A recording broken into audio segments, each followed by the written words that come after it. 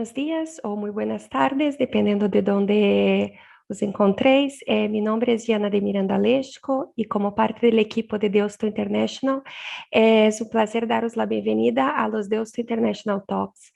Antes de empezar, nos gustaría informar que esta sesión está siendo grabada y próximamente se pondrá a disposición de las personas inscritas. Por otro lado, en relación al desarrollo de la sesión, os informamos de que disponéis del chat para formular cualquier pregunta que pueda surgir a lo largo de la sesión. Las consultas se resolverán al final del webinar o al hilo de la conversación.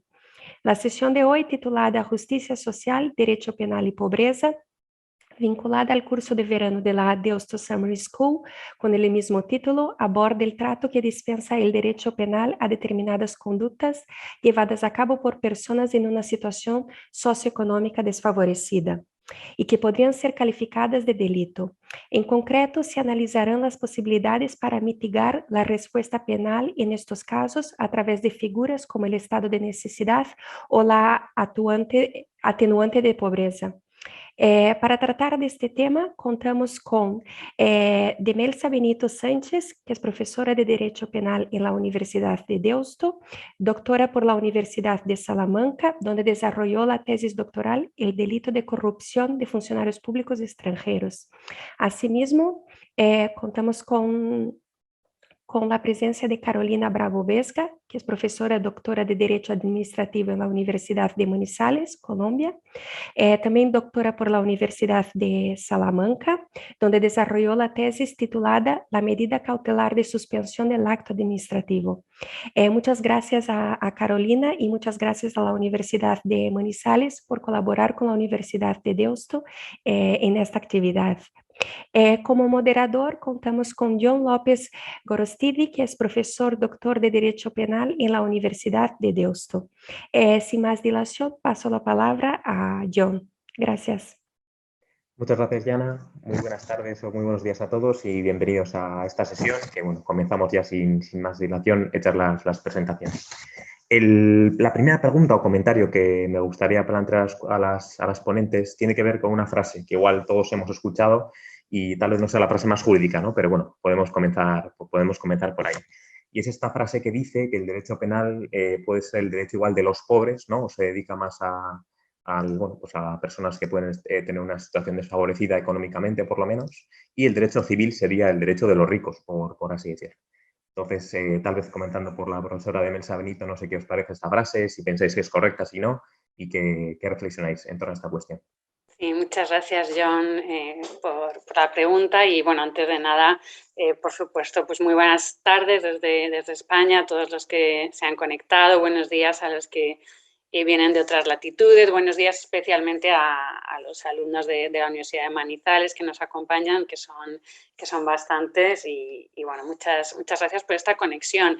En este International Talk sobre justicia social, derecho penal y pobreza, efectivamente planteabas, John, esa frase que la hemos oído todos en algún momento de la carrera o que la hemos incluso ahora como profesores comentado, ¿no? El derecho penal es para los pobres y el derecho civil para los ricos. A mí esa frase realmente lo que la reflexión que me lleva a hacer o me lleva a pensar en una frase que quizá es menos conocida, pero yo creo que es todavía más profunda y más significativa, ¿no? Que es quizá algunos de los estudiantes que están conectados o algunos de los profesionales también hayan escuchado alguna vez. Es una frase del pensador francés Anatole France. Él decía que la ley en su magnífica equidad prohíbe tanto al rico como al pobre dormir debajo de los puentes, mendigar por las calles y robar pan, ¿no? Claro, digo que esa frase es todavía más significativa en el sentido de que efectivamente, y esto es una frase del siglo XIX, ¿no? Efectivamente, la ley formalmente, como la conocemos ya en el siglo XIX, ¿no? Pero también ahora mucho más durante el siglo XX y, por supuesto, ahora en el siglo XXI, la ley formalmente es verdad que no puede discriminar, pero si nos vamos a las diferentes legislaciones, en mi caso si me voy al derecho penal y si cojo el Código Penal y empiezo a leer un poquito, pues nos damos cuenta que sí que se criminalizan conductas que son llamadas a ser llevadas a cabo por las personas más desfavorecidas, ¿no? Como decía Anatole France, pues habrá personas que no tengan que mendigar por las calles, ni robar pan, ni dormir debajo de los puentes, ¿no? Yo creo que esa frase es clave y marca un poco o da muestras de algo que ha existido siempre en el derecho penal y que es muy tradicional, ¿no? Nada hay más tradicional en el derecho penal que la criminalización de la pobreza y la exclusión. Sí, muchas gracias. No sé, Carolina, si quieres comentar algo también al respecto. Vale, muchas gracias. Muy buenos días a todos y muy buenas tardes allí. Un agradecimiento pues, especial a la Universidad de Deusto, por supuesto, por estos espacios, ¿no? Cuyo objetivo son deliberar sobre estos temas tan importantes, no solo desde el punto de vista jurídico, sino para el ciudadano. Profesora Demelsa, mil gracias como siempre, admirada y apreciada, ¿no? Y John, mil gracias, por supuesto, por tu colaboración. Yo escuchando a la profesora Demelsa, sin duda, recordé el libro de La tiranía del mérito de Michael Sandel, ¿no? En el sentido que parece que tenemos cierto aprecio por las personas que desarrollan en el mercado el pleno de sus capacidades, las que intercambian bienes y servicios, ¿no? Y las que hacen mérito. Y precisamente son esas relaciones las que se sustentan en la autonomía de la voluntad, ¿no? En esa libertad propia del mundo capitalista, que son las relaciones objeto del derecho privado, ¿no? Curiosamente. Pero claro, también hay cierto desprecio por la gente que no desarrolla plenamente sus capacidades en el mercado, que no logra posesiones materiales, y estos, ya lo decía la profesora Demelsa, resultan asociados con malas acciones o con el crimen. Esto parece tergiversar un poco el objeto propio del derecho penal y potenciar lo que la doctrina ha llamado el uso simbólico del mismo. Muchas gracias a las dos, muy, muy interesante. Siguiendo un poco por el hilo que planteáis, bueno, sí es verdad que observando, ¿no? todo tratado internacional o normativas internacionales de diferentes países, por supuesto los textos constitucionales de los países, queda claro, ¿no? Que se prohíbe el trato discriminatorio en la ley y, bueno, véase por razón de pobreza, como estamos tratando en esta cuestión, o por cualquier otra cuestión. Entonces, no sé si observando, tal vez desde la parcela del derecho penal, que es en la que nos podemos centrar en esta situación, también desde la parcela, por supuesto, del derecho administrativo, si encontráis algún ejemplo en el que esto no se cumpla, no sé si la legislación española o colombiana nos da alguna pista que nos haga dudar, ¿no? de esta afirmación que parece tan clara y tan consolidada.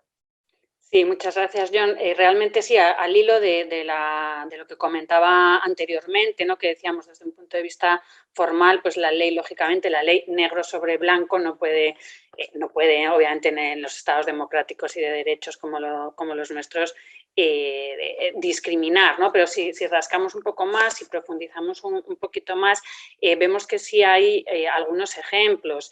Al hilo de lo que comentaba antes también Carolina, al final el derecho penal se dedica, queriendo o no queriendo, lo que ha realizado a lo largo de la historia es una labor de etiquetado, ¿no? Pues etiquetamos a qué conductas son delictivas o no y etiquetamos personas, ¿no? A quienes consideramos delincuentes o no. En esa selectividad penal, ¿no? En esa selectividad que hace el legislador acerca de qué conductas van a ser consideradas delito, qué conductas no van a ser consideradas delito, pues sí podemos apreciar un trato discriminatorio, aunque, como digo, formalmente la ley no pueda discriminar. Pero cuando se redactan las normas penales, como digo, en ocasiones, y a lo largo de la historia ha sido así, se redactan pues poniendo el foco en unas determinadas personas, ¿no? Y en concreto, en muchas ocasiones ese foco sobre el que se pone la norma penal es el colectivo pues, de personas en una situación de pobreza, en una situación de exclusión.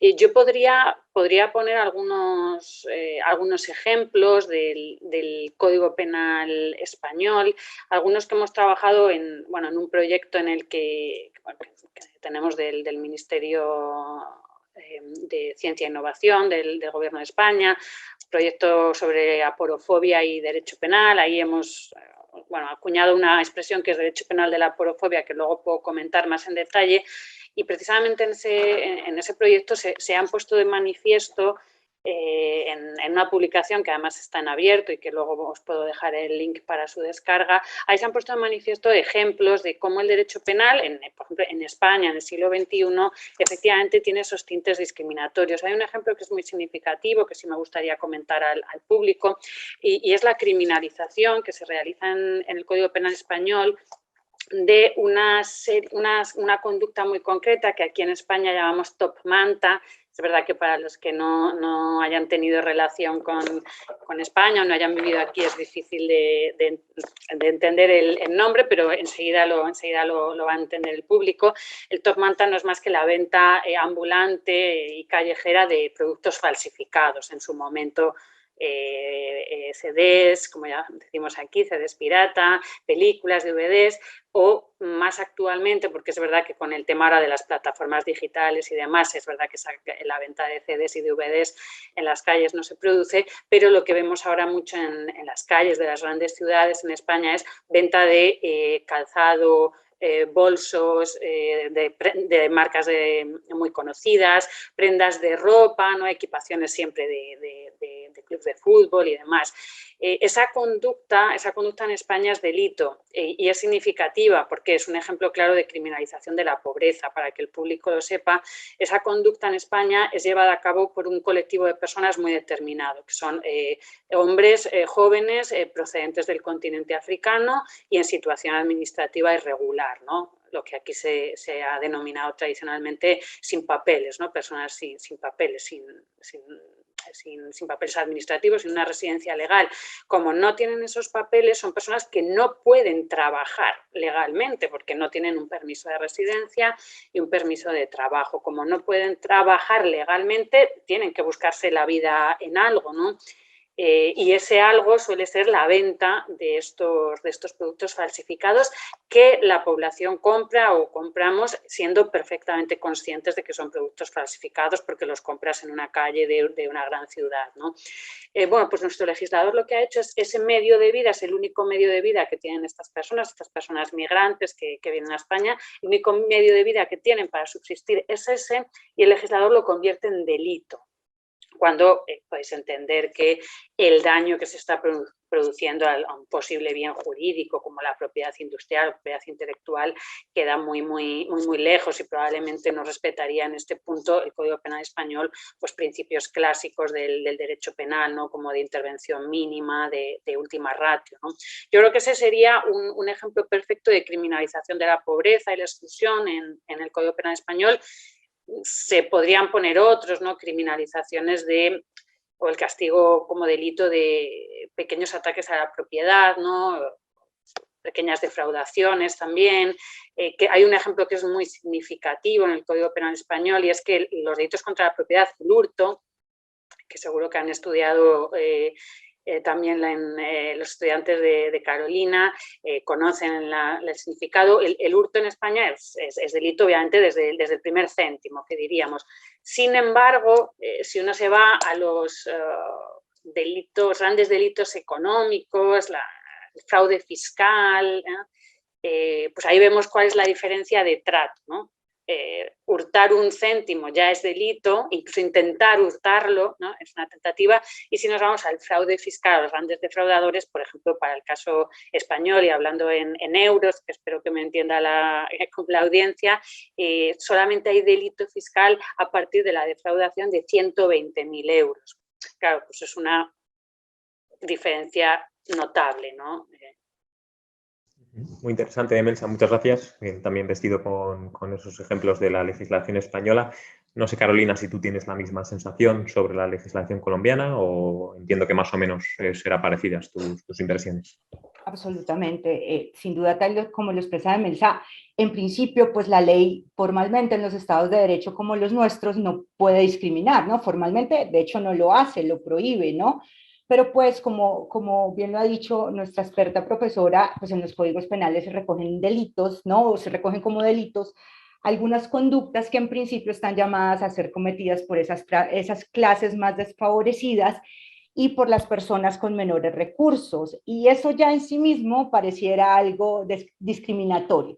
Yo te podría mencionar, por ejemplo, en el Código Penal colombiano hay un delito que nos llama particularmente la atención, que se denomina invasión de tierras, ¿no? Está en el 263 de nuestro Código Penal, y aquí parece que lo que la conducta tipifica es, bueno, sancionar a aquel que con el propósito de obtener un provecho ilícito para sí o para otro, invada un terreno o una edificación ajena. Allí se hace acreedor este sujeto de una pena de prisión entre 48 y 90 meses y una multa entre 60 y 300 salarios mínimos legales mensuales.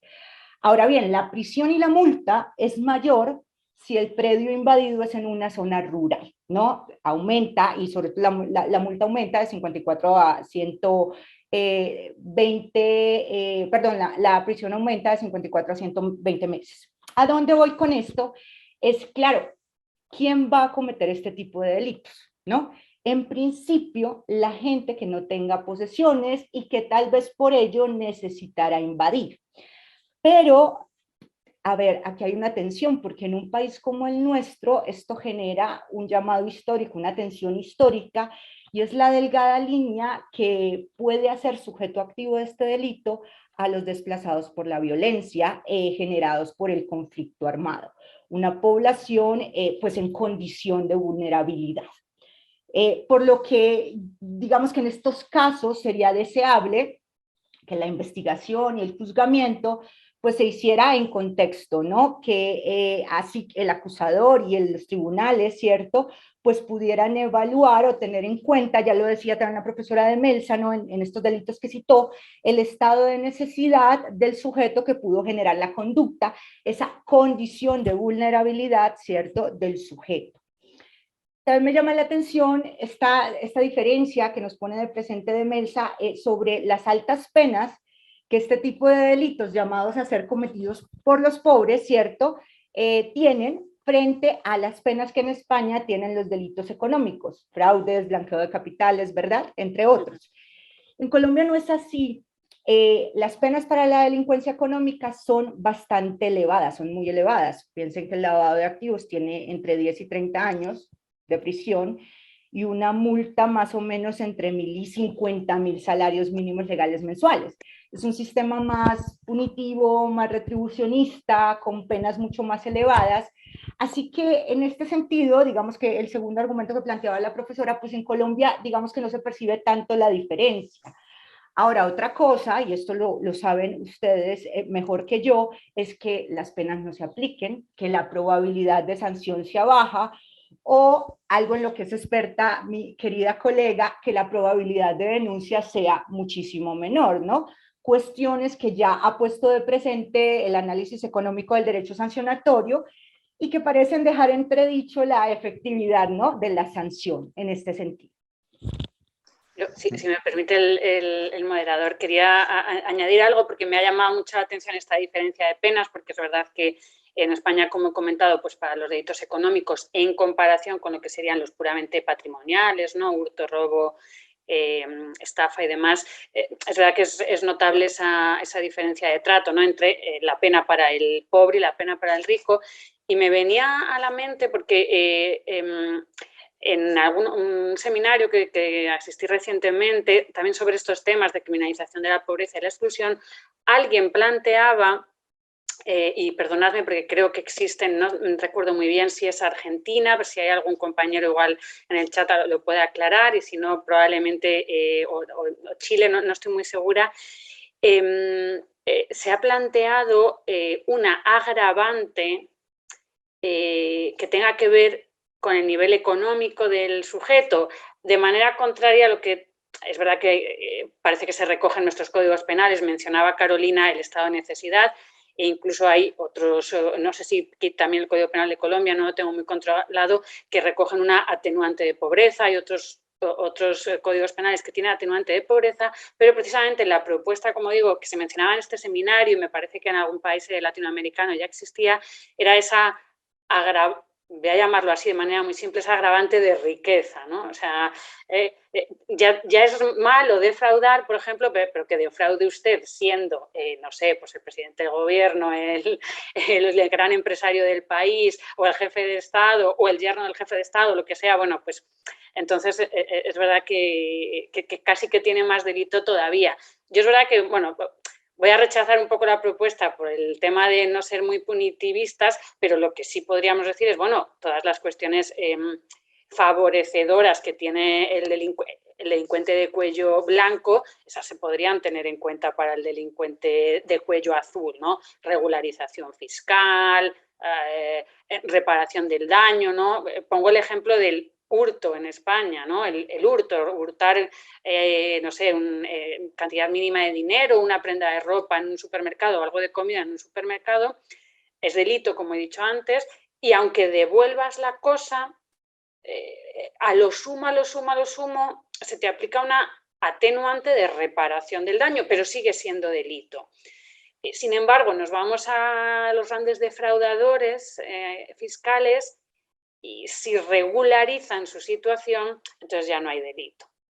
No hay delito, no hay proceso, no hay pena, no hay antecedentes penales, ¿no? O sea, bueno, y el ejemplo lo conocemos en España por las regularizaciones fiscales del anterior jefe de Estado que han salido en la prensa y conocen seguro todos los asistentes, ¿no? O sea, cómo esa regularización lleva a que no haya ningún tipo de responsabilidad penal, pero si tú devuelves la comida que has robado, que has hurtado en el supermercado, bueno, se te puede rebajar la pena, pero sigue siendo delito, recibes tu pena, tienes tus antecedentes penales, ¿no? Perdón por haberme excedido, John. Muy No, no, interesante. perfecto, pero además, si yo me lo permite, le iba a confirmar a Demelsa que efectivamente en Colombia existe esa situación atenuante, ¿no?, de menor punibilidad de manera general por la situación de marginalidad o socioeconómica, de la que hablaremos más adelante, pero llama la atención que a pesar de la pena alta, sí, en estos tipos de sistemas más retributivos, en todo caso la gente percibe como más delincuentes, ¿no?, a aquellos sujetos activos, por ejemplo, de invasión de tierras, que aquellos sujetos activos de delincuencia económica o de delitos de corrupción, ¿no?, en este sentido. Gracias, John. No, gracias a vosotras, muy interesante, tanto los ejemplos concretos que ponéis como la comparativa entre las dos legislaciones, que yo creo que también enriquece mucho la exposición. Me gustaría ahondar ahora en uno de los conceptos, creo que era Demelsa que lo introducía al principio de su intervención, hablaba de la aporofobia, ¿no?, como concepto que quizás os suene y además en particular sobre el derecho penal de la aporofobia, un derecho penal aporófobo. Entonces, no sé si te puedes extender más un poquito en esta cuestión, que creo que es interesante para todos, y tal vez después Carolina también desde su visión pueda aportarnos algo. Sí, efectivamente es derecho penal de la aporofobia. A ver, es una expresión que hemos usado mucho en ese proyecto que mencionaba. Yo se la atribuiría al profesor español Juan Terradillos, profesor de Derecho Penal. Él tiene un libro publicado sobre la aporofobia y la plutofilia, que es otra cosa en Derecho Penal que luego podemos comentar. Pero realmente esta expresión, que puede parecer moderna, derecho penal de la aporofobia, simplemente hace referencia a una cosa que he dicho que es muy tradicional en el derecho penal, que es la discriminación del pobre, ¿no?, y el excluido. Sería algo así como derecho penal de la discriminación, ¿no? El término aporofobia, que a lo mejor es un poco nuevo, aunque es verdad que por lo menos aquí en España ya se empieza a generalizar, el término fue acuñado por la filósofa española Adela Cortina a mediados de los 90, pero es verdad que ahí pasa un poco desapercibido, pero el término se hace muy popular en el año 2017, cuando ella publica un libro titulado Aporofobia, el rechazo al pobre, un desafío para la democracia. Y de lo que pone de manifiesto en el libro, aunque como digo tenía publicaciones anteriores, lo que pone de manifiesto Adela Cortina es claro, que hay una necesidad de llamar a las cosas por su nombre. Y ella observaba que había situaciones que no tenían nombre, porque es verdad que tenemos palabras en castellano, xenofobia, racismo, ¿no? Pero ella decía, esto no es exactamente lo que pasa en la sociedad actual, porque no es que seamos racistas o xenófobos, no rechazamos al extranjero por el hecho de ser extranjero, sino que lo que nos pasa es que rechazamos al extranjero pobre, ¿no? O en general rechazamos al pobre, ¿no? Entonces, en un país, por ejemplo, con alta inmigración, ¿no?, como tiene España, y del continente africano, del continente americano, de Europa del Este y demás, claro, ella ella pone de manifiesto eso, lo que nos preocupa como sociedad, ¿no? Y esas personas a las que no queremos en la sociedad no son simplemente las extranjeras, y ella lo pone con un ejemplo maravilloso, y es: recibimos con brazos abiertos a todos los futbolistas extranjeros que vienen a la Liga de Fútbol Española, ¿no? Por eso decía, no es racismo, no es xenofobia, se necesita otra palabra diferente. Y esa palabra que ella acuña es aporofobia, del griego aporo, pobre, y fobia, pues odio, rechazo, miedo, aversión, ¿no? Para poner de manifiesto ese sentimiento, ¿no? que existe en las sociedades actuales. Entonces, tomando ese término de Adela Cortina, aporofobia, es lo que hemos denominado en este proyecto derecho penal de la aporofobia, ¿no? Que además luego puedo comentar un poquito más, puede ser por exceso o por defecto, ¿no? Castigamos más al pobre y además no lo protegemos, como si protegemos a las personas que están en una posición más favorecida, ¿no? El derecho penal tradicionalmente, ¿a quién ha protegido? Pues al varón europeo, occidental, blanco, católico, heterosexual, trabajador en el sentido de que no sea un parado. Entonces, bueno, pues ¿qué hacemos con esas otras personas? Pues tradicionalmente no se las ha protegido. Teniendo en cuenta los ejemplos que ponías antes, ¿no, Carolina? Parece que en Colombia ocurre algo parecido con el derecho penal de la aporofobia, que se podría trasladar este concepto también a la legislación colombiana.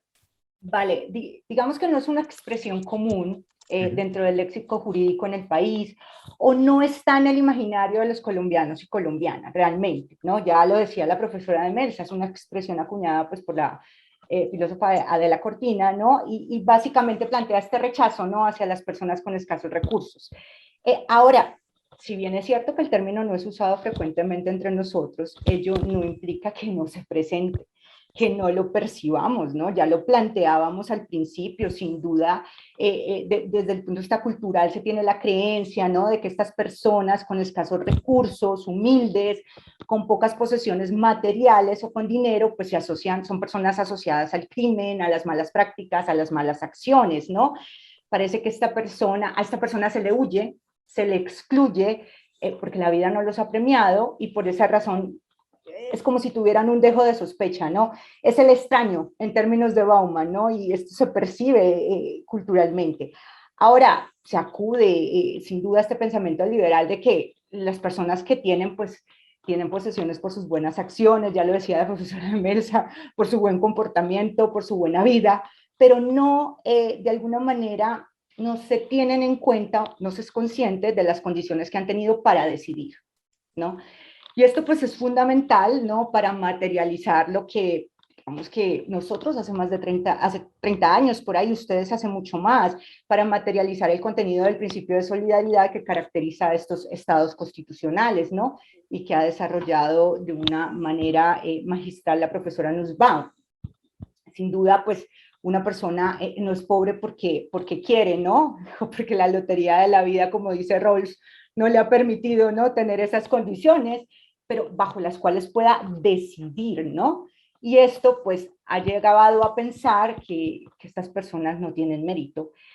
Y curiosamente, digamos que se le atribuye a circunstancias, lo decía mejor de Melsa, de las cuales las personas no pueden escapar, a su procedencia, ¿no? A su inmigración, pero además a su condición social, ¿no? A su cultura, afrodescendientes, ¿no? A su género, mujer, ¿no?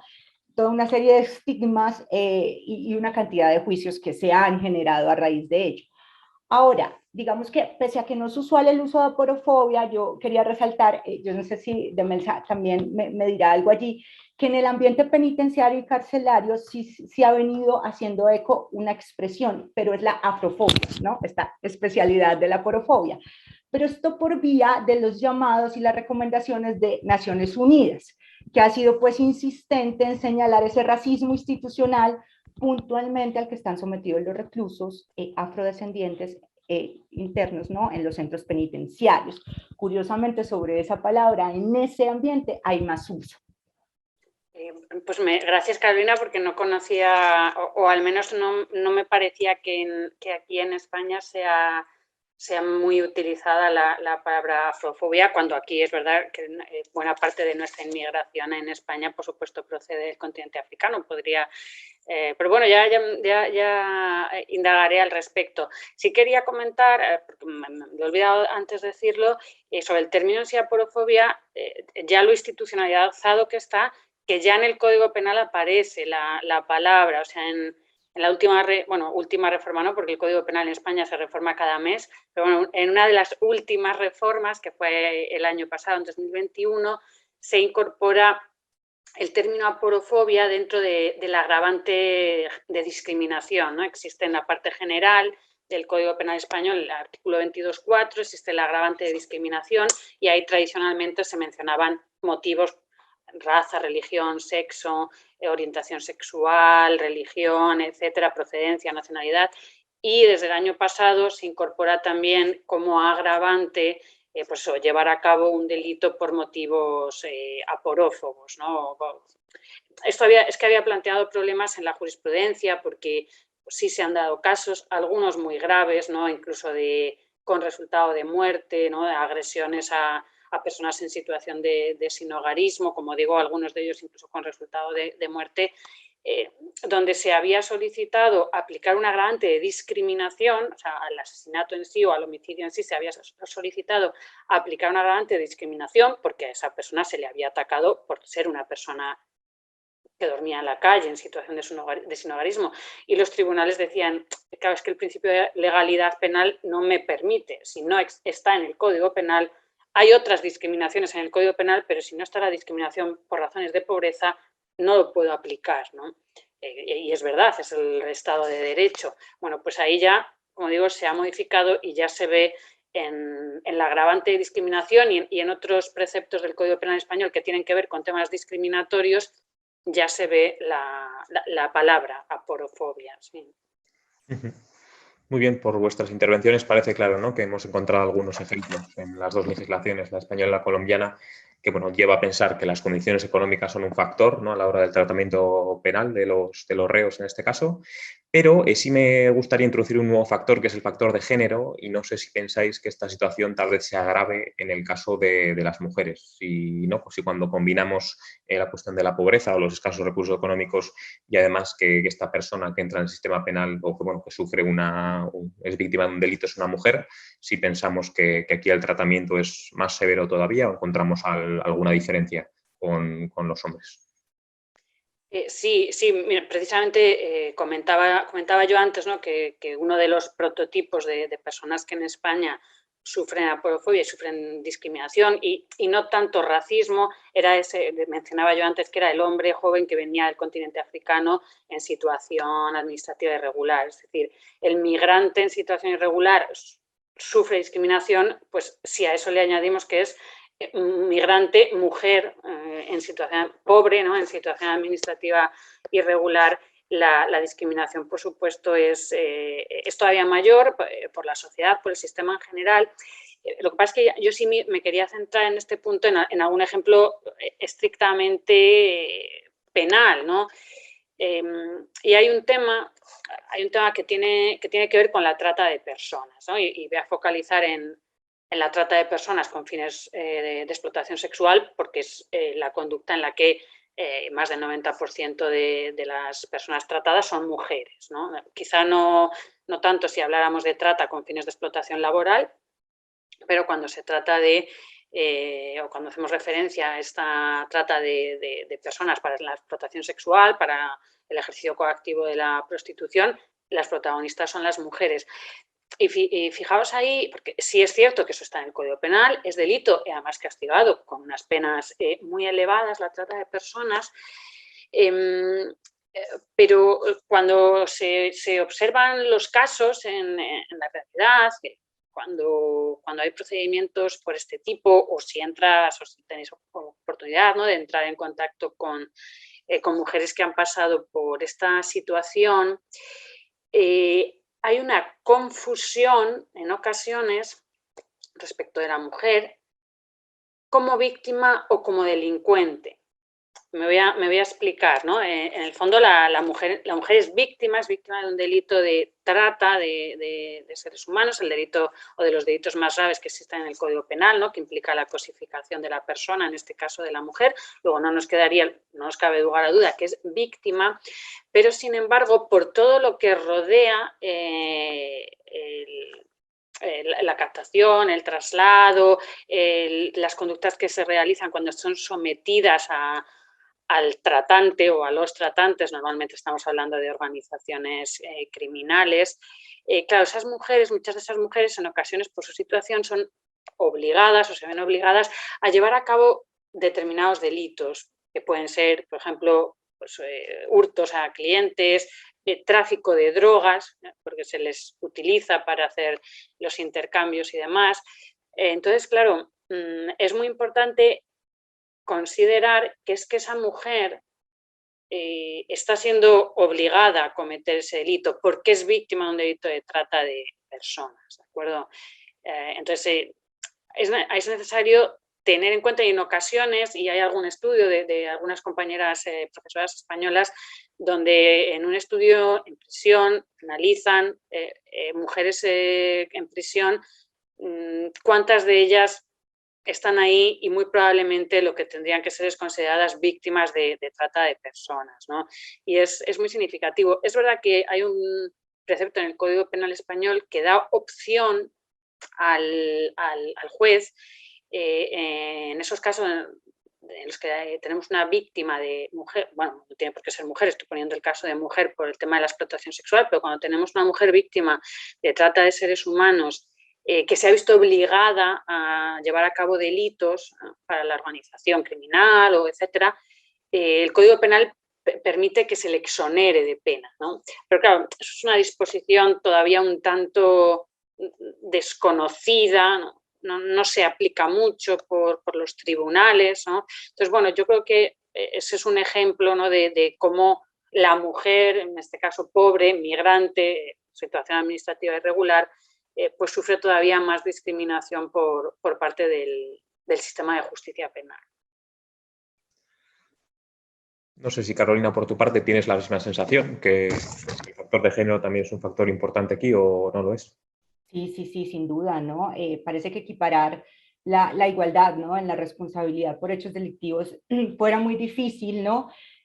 Por la subordinación sistemática que ha sufrido la mujer, ¿no?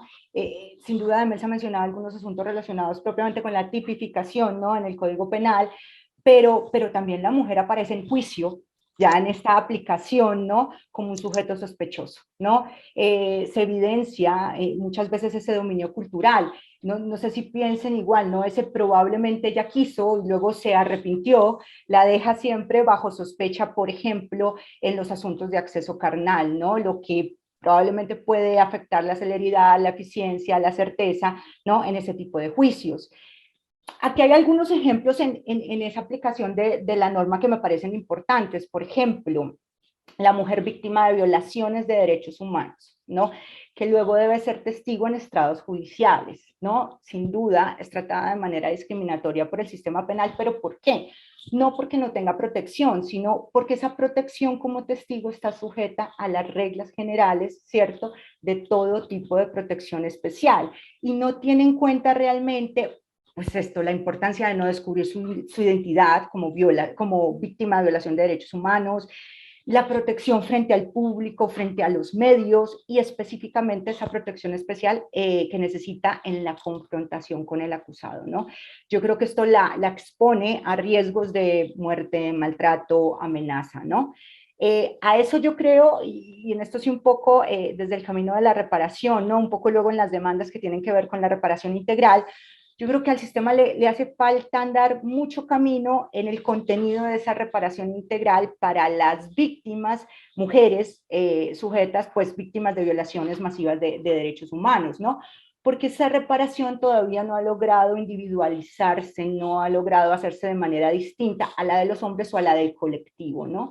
Yo creo que hay que escudriñar un poco en las órdenes que se pueden dar para que esta persona pueda desarrollarse una vez salga de esa situación de manera autónoma. Y yo creo que ahí hay alguna asignatura pendiente también del sistema. Ahora, en Colombia fue bastante llamativo y seguro en muchos más países, pero un pequeño comentario, la penalización del aborto, ¿no? Ha sido pues un ejemplo claro, ha tenido que matizarse, sin querer entrar en el detalle, a golpe de sentencia de la Corte Constitucional, la última hace muy poco, la C055 del 2022, ¿no? En la que debió la Corte matizar, ¿no?, el Código Penal, dándole prelación a, digamos, este escenario de protección de los derechos sexuales y reproductivos de esta población mujer, ¿no? Y a eliminar pues las formas de discriminación, entre otras también a proteger el derecho a la salud. Y un último punto que me parece importante, también se lo quería comentar a Demelsa, ¿no? Es que hay varias sentencias de los jueces penales que llaman la atención de manera constante al ente investigador y acusador por no realizar investigaciones en contexto, especialmente en los casos de violencia de género, ¿no? Donde se puede percibir del material probatorio, de las evidencias probatorias, pues actos de dominación y discriminación sobre la mujer. Y nos llamó particularmente la atención una reciente, un juez penal del circuito aquí de la región, por unos hechos ya, pues obviamente con la mora judicial algo viejos del 2015, pero sentencia nada más del año pasado, donde por una acusación, ¿cierto?, realizada contra una mujer que fue víctima de agresiones fuertes y reiteradas por su pareja, ella se defiende con arma cortopunzante, causándole lesiones graves, ¿no?, al agresor, el agresor sobrevive, pero ella es imputada y acusada por homicidio en grado de tentativa. Lo que llama la atención aquí, ¿no?, es que el juez, al revisar obviamente las pruebas y toda la evidencia en la investigación, pues llama la atención y dice que si bien es cierto, la perspectiva de género no debe sobreponerse a la presunción de inocencia, a ver, que es viable que una mujer cause la muerte a un hombre, si hay elementos de juicio sobre actos de discriminación, dominación, violencia de género, en el caso concreto, pues la investigación debe hacerse con enfoque diferencial, ¿no? Tiene que tratarse de manera distinta para evitar condiciones discriminatorias. En este caso ya fue absuelta, ¿no? Pero porque el juez hizo este trabajo, algo muy importante en este sistema regional de protección de derechos humanos, hizo el trabajo de juez de convencionalidad, ¿no? De alguna manera hace un control de convencionalidad sobre la norma del Código Penal y sobre el trabajo del ente investigador y acusador, aplica de manera directa sentencias de la Corte Interamericana de Derechos Humanos que protegen derechos de las mujeres, ¿cierto? Y garantiza en la aplicación una igualdad material, ¿no?, que ya dista de esta igualdad formal de aplicación de la ley penal, ¿no? Esos tres casos ya en la aplicación del sistema me parecían llamativos para comentarlos aquí. Yo quería añadir otro ejemplo que no hemos mencionado, pero creo que también puede ser significativo con el tema del trato a la mujer por el sistema de justicia penal, y lo voy a relacionar con el tema de las mulas, las mujeres que transportan droga. Es verdad que también pueden ser hombres, por supuesto, pero es verdad que si manejamos y vemos la realidad, además se ha incluso documentado, ¿no?, en películas y series que conocemos todos, ¿no?, esa realidad, ¿no?, de mujer pobre, excluida del sistema, captada por organización o por narcotraficantes en general para llevar en su interior la droga, ¿no?, de un país a otro. Y a mí aquí me gustaría destacar el escaso tacto que han tenido con estas situaciones, por ejemplo, los tribunales españoles, la jurisprudencia española, ¿no?, a la hora de aplicar o no el estado de necesidad, ¿no?, como causa de justificación. La jurisprudencia española es tan estricta aplicando el estado de necesidad que básicamente o te estás muriendo en el momento de cometer el delito o no te lo van a admitir nunca como eximente completa y prácticamente tampoco como eximente incompleta, ¿no? En este sentido, de hecho, una compañera nuestra de la Universidad de Deusto, la profesora Soledad Gil, ha publicado recientemente un trabajo en este sentido, ¿no?, donde le da esas pautas a la jurisprudencia para cómo interpretar los requisitos del estado de necesidad en estos supuestos de mulas, de boleros, como se les ha denominado, ¿no?, para que se tenga en cuenta, o sea, que se valore el estado de necesidad, no conforme a los criterios socioeconómicos de la sociedad española, sino conforme a criterios socioeconómicos, ¿no?, de la sociedad de procedencia de estas mujeres que normalmente pues, están en una situación mucho peor, no tienen los mismos recursos asistenciales o caritativos que podrían tener en España, porque el Tribunal Supremo, la jurisprudencia habla incluso, ¿no?, de, bueno, podía haber ido a la caridad a pedir en lugar de transportar droga, ¿no?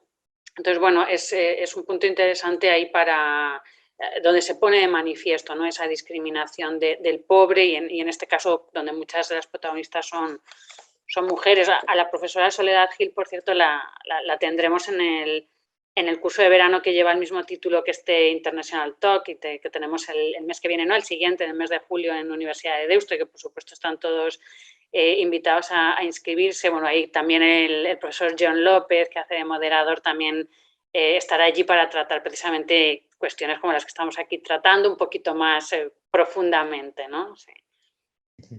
Tenemos una pregunta en el chat. Josep nos pregunta cómo incide la hegemonía cultural o la desigualdad social en el derecho penal, que es un poco lo que hemos estado tratando hasta el momento, ¿no? Tal vez, bueno, nos hemos centrado en una parte de desigualdad social más económica, pero es un poco lo que hemos tratado.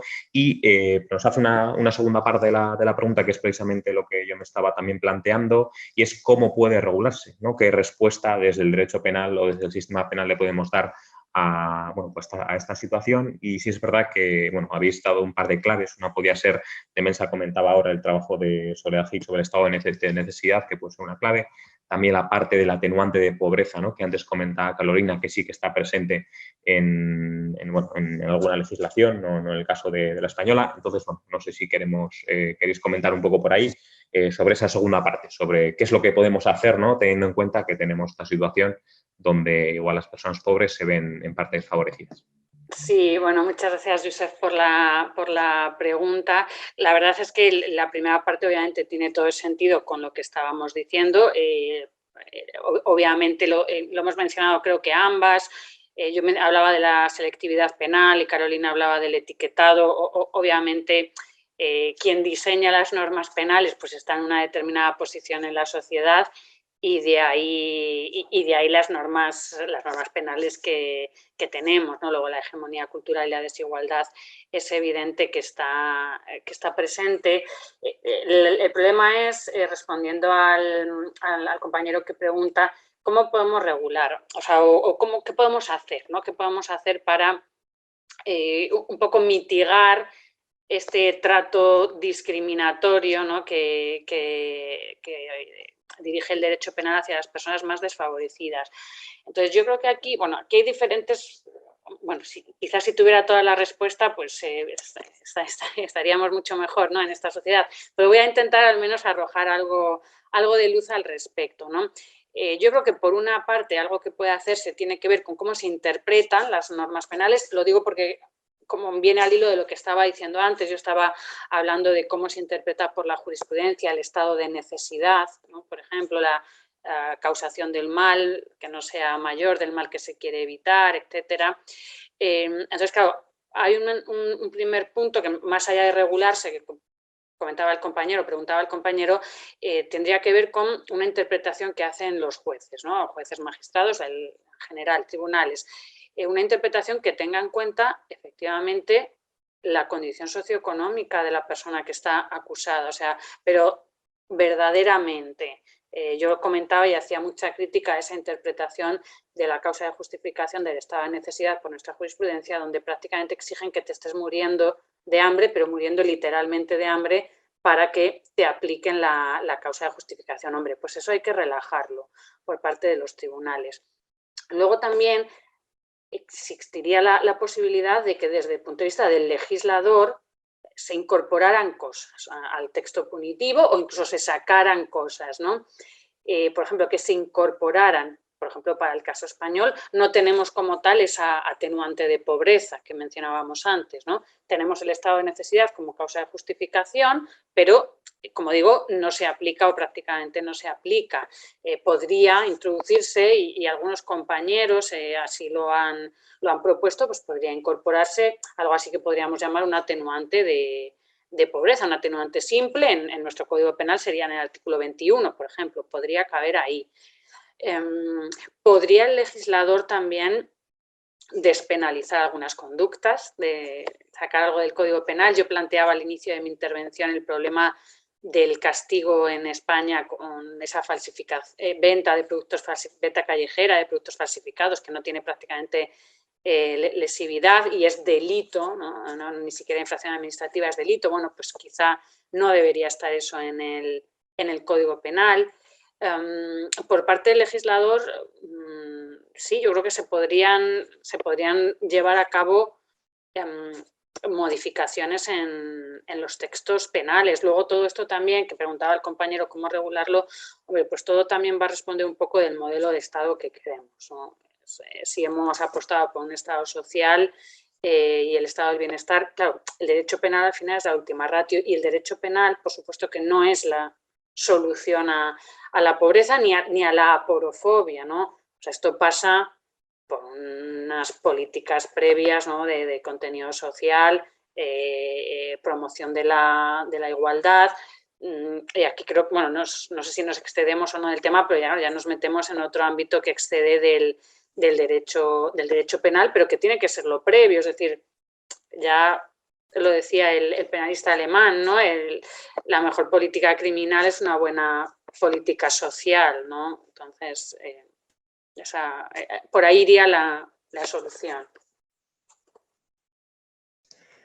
Carolina, no sé si tú tienes la misma percepción, tanto la parte de la exoneración, ¿no? de la pena como la determinación de la pena en particular, que es por donde iba más Claro, mira, yo en realidad estoy de acuerdo con Demelsa, porque al derecho penal no se le puede tampoco dejar todo, ¿no? Ese principio de intervención mínima, además porque ya demostrada que su eficacia, ¿no? Frente a o para bajar los índices de criminalidad tampoco es suficiente, pero me gusta mucho esta última parte entonces hay que acudir, ¿no? A otros escenarios propios, como el escenario de qué hacemos para tratar de materializar los preceptos de protección constitucional y legal que existen. O sea, ya lo decía John al principio de este conversatorio, las constituciones y las leyes están llenas de protección contra, cierto, a las poblaciones vulnerables o en debilidad manifiesta. Aquí hay normas maravillosas, ¿no? En el Código Penal y en el Código de Procedimiento Penal, que hablan del papel de la función judicial y de la especial consideración que deben tener para la protección de estas personas en situación de vulnerabilidad o de garantizar la igualdad en los juicios, ¿no? Como intervinientes dentro del proceso a estas personas por sus condiciones socioeconómicas, ya lo decía Demelsa, orientación, origen, lengua, opinión política. Claro, ¿cómo están? ¿Cómo las materializamos, no? Ya la profesora Demelsa ha dicho una herramienta que me parece muy importante y que está a la orden del día, ¿no? En la función judicial, específicamente en ese escenario del juzgamiento, ¿no? La aplicación del principio de investigación integral con enfoque diferencial, ¿no? Para las investigaciones, para las acusaciones y para los juicios. Esto, que es un criterio de interpretación muy importante, pues ayudaría, ¿no? Un poco a materializar lo que hay. Ahora bien, sin duda alguna, hay un escenario de cumplimiento también de los compromisos adquiridos por los estados, en este caso Colombia, ¿no? Con el trato, por ejemplo, respetuoso a los reclusos, que yo les decía, ¿no? Por su procedencia, origen étnico, especialmente afrodescendientes, ¿no? Y en este sentido, bueno, o con otras condiciones de debilidad, vuelve por vía de interpretación, nuestra Corte Constitucional, más o menos desde el año 2005 y 2006, ha hecho llamados interesantes de atención en el sentido de restringir o abolir medidas que están dentro del Código Penitenciario, ¿no? Como el confinamiento solitario o el aislamiento, que son como el caldo de cultivo propicio para prácticas de violación de derechos humanos, de racismo o de tortura, ¿no? Mira, nuevamente por vía de interpretación, como lo decía la profesora Demelsa, Corte Constitucional haciendo un llamado para restringir o inaplicar o abolir, ¿no? Este tipo de medidas que son caldo de cultivo propicio para los tratos de racismo, torturas en las cárceles, por ejemplo. Y luego, yo sí creo que ya, dice Demelsa, se desborda el escenario del derecho penal, pero es importante las acciones afirmativas en casos concretos, ¿no? Encaminadas a los funcionarios que deben hacer cumplir las leyes. Lo decía ella, hay que insistir en la educación en derechos humanos, en tolerancia, en multiculturalidad, ¿no? Para evitar esa aporofobia o estos nombres más específicos o denominaciones más específicas, ¿no? De las que hemos hablado hoy, como la afrofobia. Hay que dar la oportunidad también, pienso en los centros penitenciarios y carcelarios, de que los reclusos de que están en estas condiciones de debilidad, ¿no? En estas situaciones de vulnerabilidad, sean educadores dentro de las mismas cárceles, ¿no? Y en este sentido, fortalezcan y participen en la construcción de políticas públicas que a ellos también, ¿no? Se les van a luego aplicar. Y insisto, desbordando el escenario del Código Penal, no todo se le puede dejar al código, ¿no? Hay que crear estos programas dirigidos específicamente a la protección de estas personas, por ejemplo, a los pospenados, afrodescendientes, inmigrantes, mujeres, para que luego puedan encontrar el desarrollo autónomo, ¿no? Una vez hayan salido del sistema penal, ¿no? Sin duda alguna, yo le apuesto a estas construcciones colectivas de las políticas públicas, ¿no? Y a estas incorporaciones de estas construcciones colectivas en documentos que rigen las actuaciones de los servidores públicos, en los documentos de los consejos de política social económica, ya lo decía Demelsa, o en los documentos de los consejos de política criminal, ¿no? Pero tienen que partir de la previa construcción colectiva. No son los blancos occidentales, ¿verdad?, los que las construyen, sino en el diálogo constante con estas poblaciones en situación de debilidad. Muchas gracias, Carolina. Bueno, lamentablemente nos estamos quedando sin tiempo y están llegando ahora las preguntas, pero bueno, vamos a tratar de contestar a una última por lo menos. Nos comentaba Esteban, bueno, él hacía, ¿no?, la conexión entre la aporofobia y el machismo, cómo podía esto afectar la legislación española o colombiana. Como a esta pregunta ya hemos respondido un poco antes en nuestras intervenciones, voy a ir con la pregunta de Luis, que lo que nos plantea es que, bueno, pues ya hemos hablado de las opciones de reforma legislativa que podemos tener para tener en cuenta la parte de la aporofobia o la pobreza en el tratamiento penal. También ahora Carolina incidía, ¿no?, la parte educativa, que también sin duda es muy, muy interesante. Pero ¿qué pasa con la parte más jurisprudencial? Y hablaba sobre los argumentos, qué elementos podían tener los jueces en cuenta a la hora de aplicar estas atenuantes o estas eximentes que estáis comentando. ¿Cuáles podrían ser estos argumentos en clave judicial, por así decirlo? Sí, muchas gracias, John, y muchas gracias, Luis, por la pregunta que me parece verdaderamente interesante y traída muy al hilo, ¿no?, de lo que estamos comentando. Es verdad, a ver, el criterio, y el criterio puede ser un poco diferente si manejamos el término pobreza o el término exclusión social, quizá que ha sido un poco también el debate, porque yo creo que uno de los criterios, si estamos hablando simplemente de aporofobia, si estamos hablando de, no sé si planteabas en este caso atenuante de pobreza, yo creo que la pobreza se puede medir de una manera clara. Bueno, la exclusión social, aunque en derecho a lo mejor nos parezca más difícil, pero en las ciencias sociales yo creo que tienen también muy claro lo que es y cómo se mide, ¿no? Entonces yo creo que para aplicar atenuante de pobreza, efectivamente, lo que se tiene que valorar es condición económica del sujeto y efectivamente que esa condición, o sea, que esa situación sea la que le lleva a cometer el delito, en el sentido de claro, tendrá que ser un delito relacionado, ¿no?, con su situación socioeconómica desfavorecida. Yo estoy pensando en delitos patrimoniales, ¿no?, como podrían ser hurtos, pequeñas defraudaciones. Estoy pensando en ocupación de bienes inmuebles, ¿no?, que también podría ir por ese atenuante, o sea, se podría aplicar ese atenuante. Según hablo, pero por no querer liarme mucho más, quizá el planteamiento sería si a otros delitos, los que no son económicos, se les podría aplicar. Y ahí es ahora que podría quizá imaginarme algún ejemplo, incluso en delitos contra integridad física, vida. Estoy pensando, por ejemplo, en quien ataca a una persona quien ataca las posesiones, quizá de una persona en situación de sinhogarismo, ¿no?, probablemente chavales que no tienen nada mejor que hacer por la noche. Entonces el quitarles sus mínimas posesiones o prenderles las mantas y demás, la reacción de esa persona, ¿no? de esa persona en situación de sinhogarismo, que puede ser agredir a estas personas para defender sus propiedades, para defender su escaso patrimonio, bueno, pues creo que quizá también podría verse abarcada por esta atenuante, ¿no? En el sentido, claro, pues quizá no es lo mismo cómo puedo reaccionar yo, ¿no? Persona favorecida en esta sociedad, si me quitan el bolso por la calle, o cómo puede reaccionar esa persona en situación de sinhogarismo cuando ve que le quitan sus escasas y mínimas posesiones, ¿no?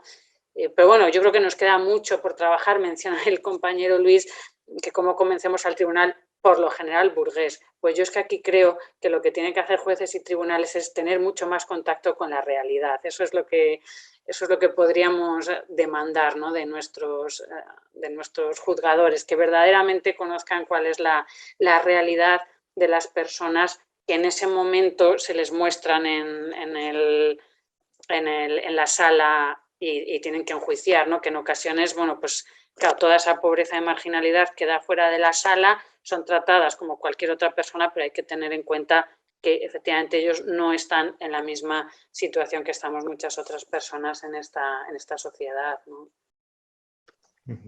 Carolina, no sé si para cerrar quieres hacer también un comentario sobre esto. Vale, sí, sobre el cálculo de la pena, digamos que ya lo decía Demelsa, en Colombia está esta atenuante o circunstancia de menor punibilidad que es general, que se le aplica a todo tipo de delitos, ¿no? Y en este sentido, pues, podrá rebajarse, ¿no? La pena por cuestiones de marginalidad o pobreza extrema, ya la tiene el intérprete como una herramienta directa desde el código, está esta investigación con enfoque diferencial.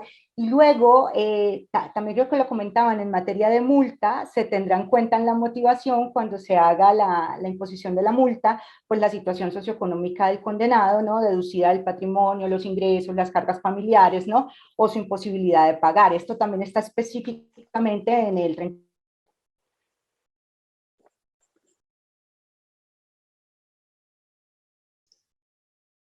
Bueno, no sé si hemos perdido la conexión con Carolina, que parece que se ha quedado la imagen, pero bueno, pues igual si no, podemos esperar algún segundo a ver si se vuelve a conectar. Y si no, no sé si Demelsa querías comentar tú algo más para cerrar ya. No, bueno, pues la verdad es que menos mal que Carolina no se ha quedado antes sin la conexión.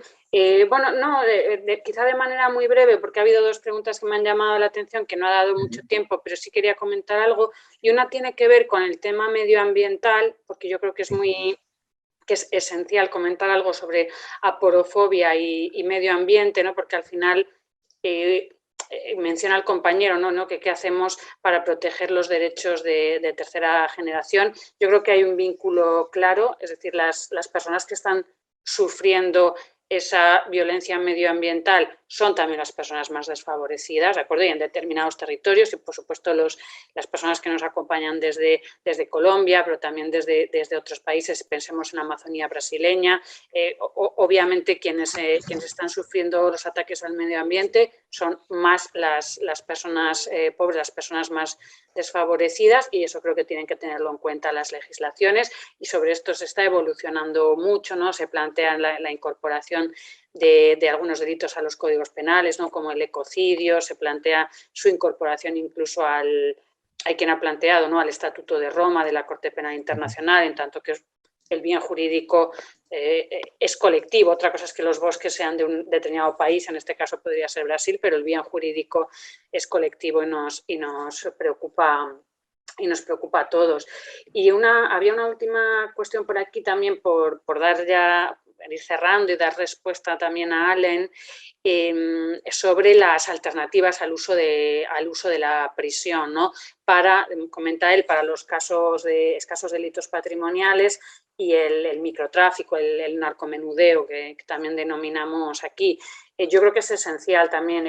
Ahí yo entraría en el análisis, introduciría un tema que, por cierto, en el curso de verano que he mencionado lo va a tocar el moderador John López, va a analizar precisamente estas cuestiones, pero bueno, creo que es precisamente uno de los puntos más interesantes también de esta sesión, ¿no? Por ejemplo, cómo ejecutar esa pena, o sea, cómo se imponen las penas si se tiene en cuenta o no la capacidad económica del penado. Estoy pensando, por ejemplo, en esa discriminación total y absoluta del Código Penal, y es indiscutible cuando se impone una pena de multa.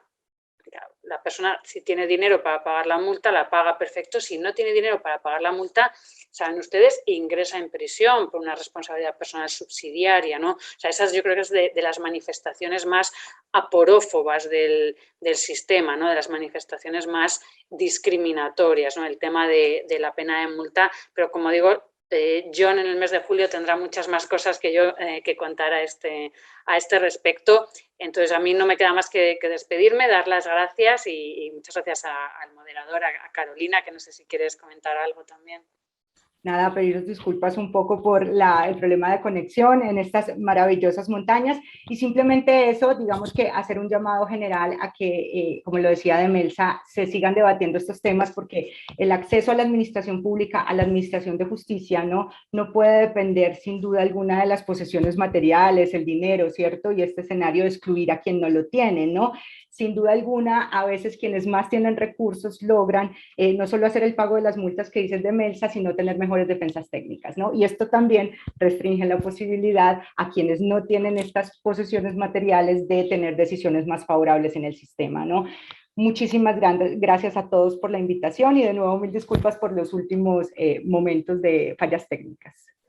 Bueno, pues muchas gracias a las dos. Ha sido una conversación muy interesante, también a los asistentes y a quienes han planteado las preguntas para enriquecer el debate, y damos paso ya a nuestra compañera Yana para el cierre de la sesión. Muchas gracias, John. Gracias a las ponentes de hoy, a Delmes y Carolina, y a John por la moderación del evento. Ha sido muy interesante, ha sido un placer de verdad escucharos, y a todos y a todas los participantes en esta sesión, gracias por haber estado con nosotros.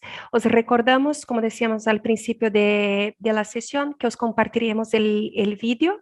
Y si estáis interesados en la temática, os invitamos a participar en el curso de verano Justicia Social, Derecho Penal y Pobreza, que celebraremos de manera online del 11 al 15 de julio.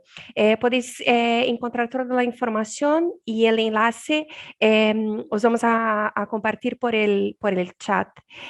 Por nuestra parte, os informamos por email de las próximas sesiones de los Deusto International Talk, y hasta entonces estamos a vuestra disposición en udglobal@deusto.es. Muchísimas gracias y hasta la próxima.